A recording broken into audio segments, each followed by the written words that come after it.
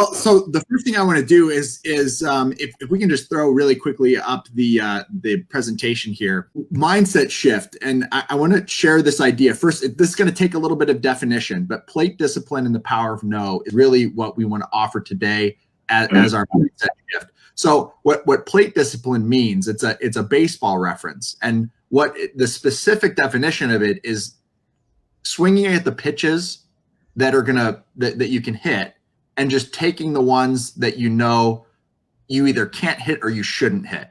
And so let's focus more on shouldn't hit, because I think in our business, especially those that are joining calls like this, there's pretty much every pitch you get, you can hit it. And in fact, I'll go ahead and stress that there's a huge difference between early career, and many of those of you watching this today or listening to it later, you might be in the phase of your career where it's almost like the minor leagues, where you have to swing at every pitch.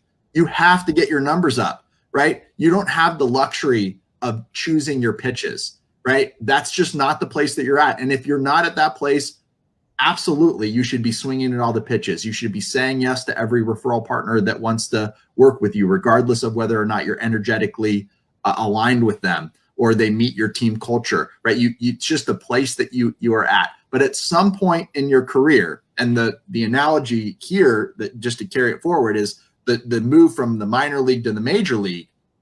You have to change the way you play the game, because the pitchers are more skilled, right? You're not able to hit every pitch the way you were in the minors, and your ability to be successful is going to be dependent on that concept of plate discipline. So this is basically making those choices and deciding when saying, and the last thing I'll say about this, and I should have written this quote on the slide. I'll do that before we share this I'll try to do that if it's in my technical capability before we share this in the e-learning platform, is that when you say yes to something, you are automatically saying no to something else, because you only have so much time. You're either saying no to another opportunity in your business, you're saying no to an opportunity in your family, or you're saying no to yourself and commitments that you made to yourself. Any other thoughts on this, just to frame it up, Mark? Yeah, I think you're framing it more towards higher producers. And I just want to make something super clear. If you're a great hitter and you're in the minor leagues, you are swinging at everything, like Danny said. And there are some people that I'm coaching right now that do not have enough loans in the pipeline. And when rates do go to 4%, what is going to happen to you? You need to be swinging at everything.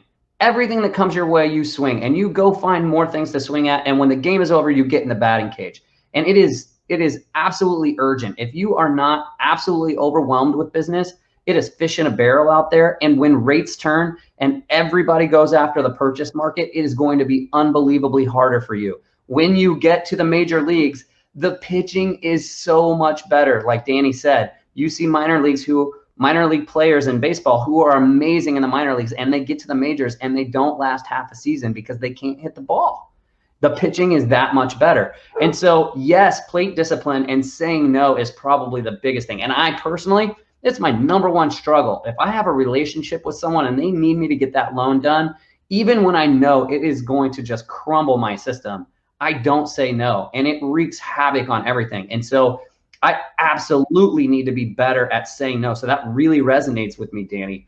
But the other side I want to emphasize as well, you need to be going bananas right now. It is the opportunity of a lifetime. And our colleague, Josh Metal, said one time, what would you do if rates went to 4% tomorrow? Think about that. It could really happen. Tomorrow, this whole thing could be over. And if you're not living your life like that is going to happen tomorrow, you need to figure out how to make the fear of that happening so great that you use that fear to motivate yourself to take massive action. And, in my case, I'm helping people make calls. I'm doing whatever I can to show them that results can come from that, because I promise you there will be a day when that happens and you're going to look back. When you look back, I want you to be able to say, I absolutely crushed it. I gave it everything I could, and I have absolutely no regrets. This is about living a life of zero regrets, and it's hard right now. You heard me say, I have this complacency. Why do I have this complacency feeling that I'm carrying around with me? Because for 20 years, I've been hunting food. And right now, there's so much food, I can't possibly eat it all. And so, it's just this crazy mind shift, that it's, I wanted to say a bad word there, but I think you know what I'm saying. And the point is, it works both ways. If you are early on in your career and you need to be taking everything, you have to go bananas. And if you are bananas right now and you have so much business, you need plate discipline. You need to keep your eye on the ball. You need to make sure you're doing the basic blocking and tackling and batting cage practice, so that when it does turn, your referral partners are still there, right? So I just want to emphasize the other side of that as well. And I want to just the final point on this mindset shift. I want to actually provide a bridge between those two states of being that I think was definitely really challenging for me. And Mark, not to put you on the spot, but I'm going to say that I think you still struggle with this a lot, and I think almost everybody watching this this will resonate with them, which is that by nature, we are people pleasers, right? We got where we are because we said yes to people, right? Not because we said no. And that's taking all the swings, right? And it's really validating, right? To be the person that can say yes, right? And makes people happy, and saves the day. It's intoxicating and it's addictive. Man, it's such a dopamine hit. And man, you hit me right between the eyes. You know me so well. Danny and I help each other a lot with our businesses, and he knows me very well. And I am a pleaser. And that's why, that sentiment really cuts me straight to the bone, because it is so hard for me, especially when I want to please people, to say no. But it's really important right now not to disrupt what's going on and take on things that you shouldn't be taking on.